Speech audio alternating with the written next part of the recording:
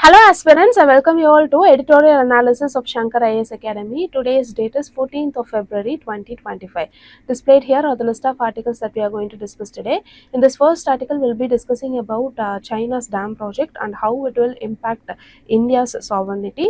And in the second article, we'll be discussing about what was the recent relationship that is going on between Russia as well as USA and what is their stand on Ukraine war. So we'll be seeing both articles from the mains perspective. So without any delay, let us get into the article discussion. Now look at this article. As the title itself hints, this article talks about a particular phone call conversation between Mr. Donald Trump, President of USA, and Mr. Putin, President of Russia. So they have talked about the ongoing conflict between Russia and Ukraine, and at the end of the conversation, it is said that a particular peace resolution might be the result of this particular phone call. So from the prelims as well as mains perspective, from the prelims perspective, you have to know about the map, and from the mains perspective you have to know about what are all the reasons for the particular war, how it will have an impact on the globe as well as India. So let us see them from the mains perspective in this news article discussion. Before that, I have a mains question for you. Let me read out the question. The Russia-Ukraine war has reshaped global geopolitics, influencing security alliances, energy markets, and economic policies.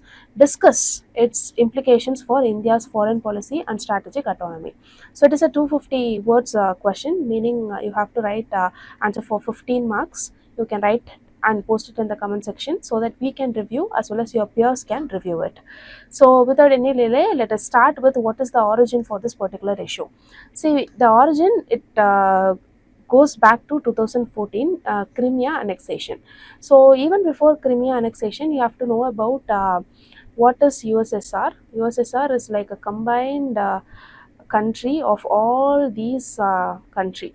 In 1991, USSR got disintegrated and it led to the creation of a lot of new countries. You can see that here. So even before this disintegration, this particular land, Crimea, was part of USSR, and they had a lot of benefits out of it, especially the military benefits, especially the trade benefit, everything.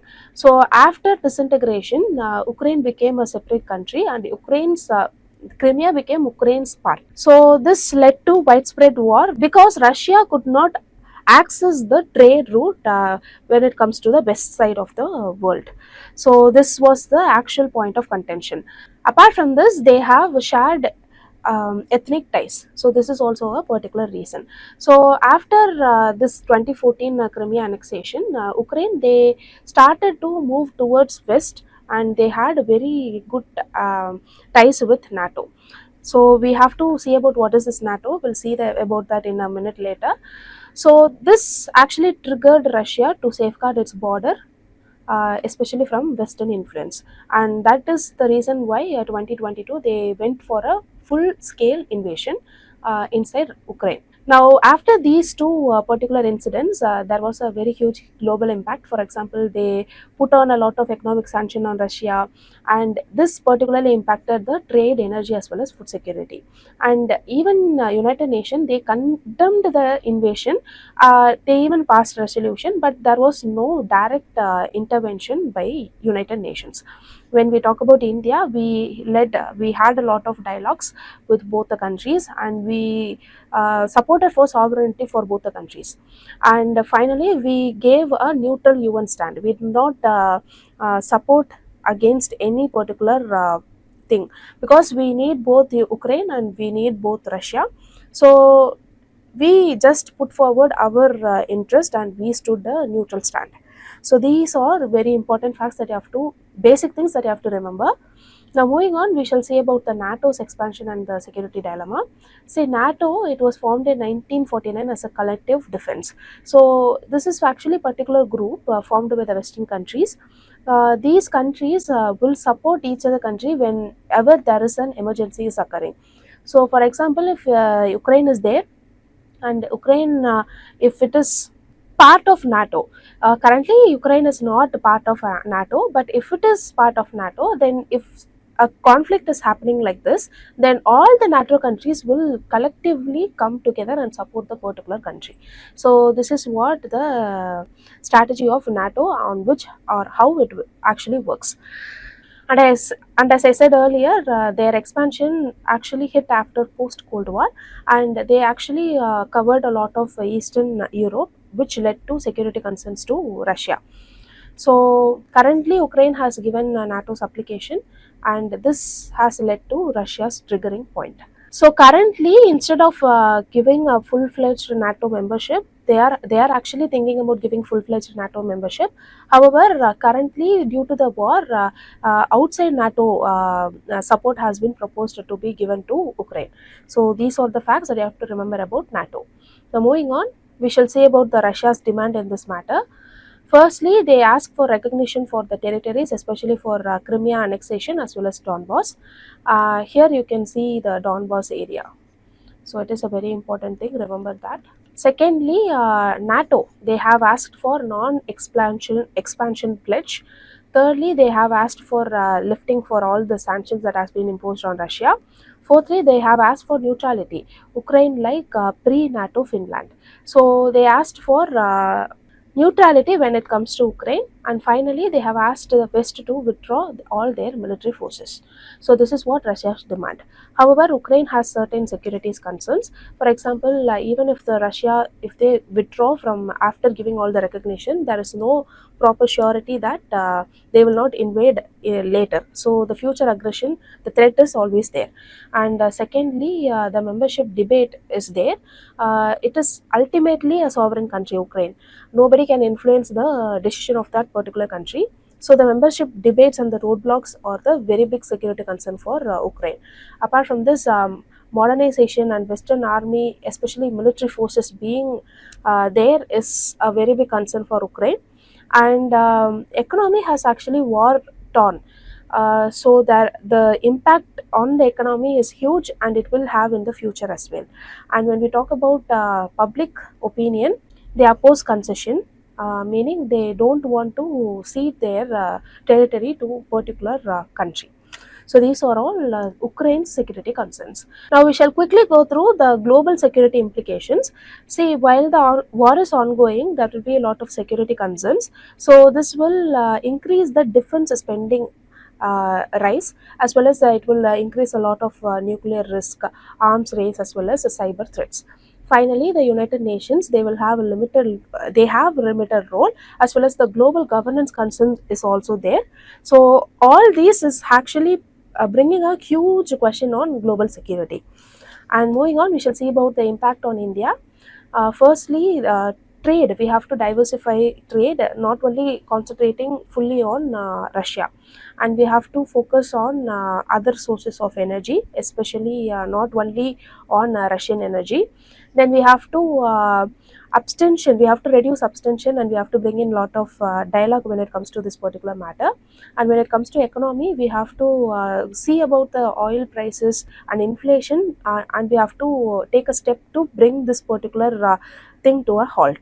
And when we talk about the diplomacy, we have to use diplomacy, and we have to bring in neutrality, as well as we have to put forward the national interest. So we have to bring up balance. We have to put both things aside.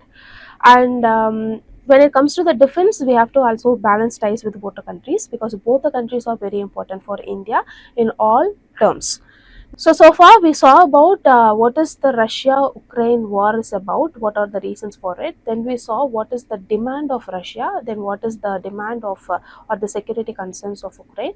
Then we saw about how it is actually impacting the world as well as India. So with these learned points, now let us move on to the next news article discussion. Now look at this article. This article talks about the planned construction of dams on Brahmaputra river, and how it will have an impact on the neighboring countries, and what can be the way forward from the mains perspective. So let us revise them one by one. Before that, I have a mains question for you. Let me read out the question. China's Yarlung Zangbo dam project poses a significant threat to India's water security, ecology and strategic interest. Discuss the geopolitical, environmental, and legal implications of the project and suggest a way forward for India. So it is actually a 15-marker question for 250 words. You can write an answer and post it in the comment section so that we can review your answer as well as your peers can review it. So let's start with what is China's Yarlung Zangbo dam project is about. See, this particular dam project, the other name for Yarlung Zangbo is Brahmaputra. Tibet, in the region of Tibet, this Brahmaputra river is actually called as Yarlung Zangbo. You can see that in the map given here.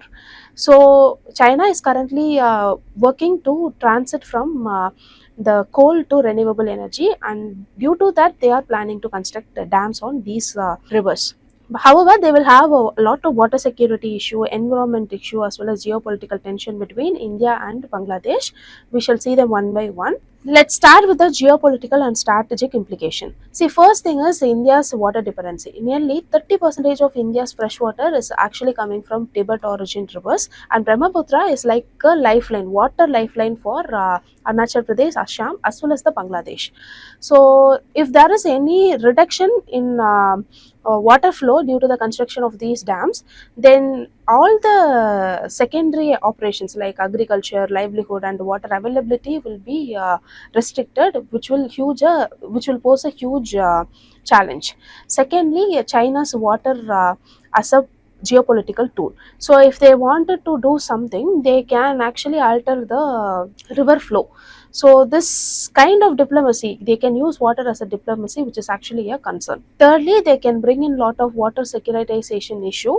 For example, water can even be used as a national security concern, even like land as well as trade dispute. So in the future, it can bring a lot of conflict, and it could mirror in India-China border tensions. Fourthly, we have India-Bangladesh relations. See, it does not only affect India but also Bangladesh. Bangladesh is also in the downstream of the river. So there also, for irrigation and drinking water, there will be a very big issue. And there is a weak opposition due to economic ties with China with respect to Bangladesh. So we only have to put in a lot of efforts to stop this particular thing. Apart from this, there are certain legal and institutional challenges. Firstly, we have United Nations Watercourse Convention 1997. So this particular convention has mandated for equitable water use between two or more different countries. However, China is not a signatory to this particular mandate, and it is avoiding commitment with respect to this particular convention. And India is actually lacking legal pressure because of this, and it is asking for this transparency as well as cooperation from the Chinese side. Moving on, we shall see about certain environmental risk and concerns. See, we know that Tibet is actually a place of lot of seismic activities, right? So constructing a dam there will cause dam-induced earthquakes as well. So this can lead to floods, and unwarned floods will actually impact the people in the downstream and not in the upstream, right? So this is a very important red flag that we have to concern. Secondly, the river flow will be disrupted. This will alter the monsoon pattern and groundwater recharge, and it will bring a lot of negative impact on fisheries in northeastern India. And talking about the biodiversity and ecosystem impact, it will disrupt the habitat for aquatic and terrestrial species, and it will increase the river banks erosion and land loss, and as well as displacement. So far we saw about what is the project is about, what are all the legal challenges, geopolitical challenges, and then now we shall see what can be done. See, firstly, we have to strengthen the water diplomacy. We have to bring in a lot of MoU, Memorandum of Understanding, especially for water data sharing. So if water data is properly shared, we can claim it legally, and we can also be precautious about when floods can occur. Secondly, we have to bring in a lot of transparency through expert level committee. Secondly, we have to bring in regional cooperation. For this, we can use a bilateral and multilateral forums, or we can create South Asian Water Council by including India, Bangladesh, Nepal, and Bhutan to solve this particular water crisis.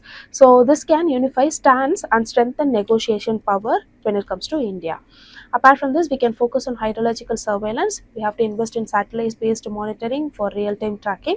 We have to bring in lot of counter dam as well as infrastructure. This can be built in Arunachal Pradesh and develop better irrigation and storage facilities. And finally, we have to bring in international advocacy.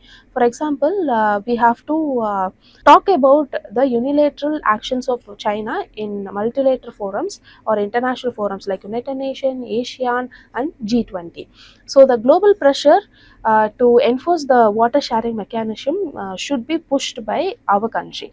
So these are all very important points that you have to make note of and remember. So with this, we came to the end of the news article discussion. If you like the video, hit like, do comment, and don't forget to subscribe to Shankar IAS Academy YouTube channel. Now, thank you so much for listening.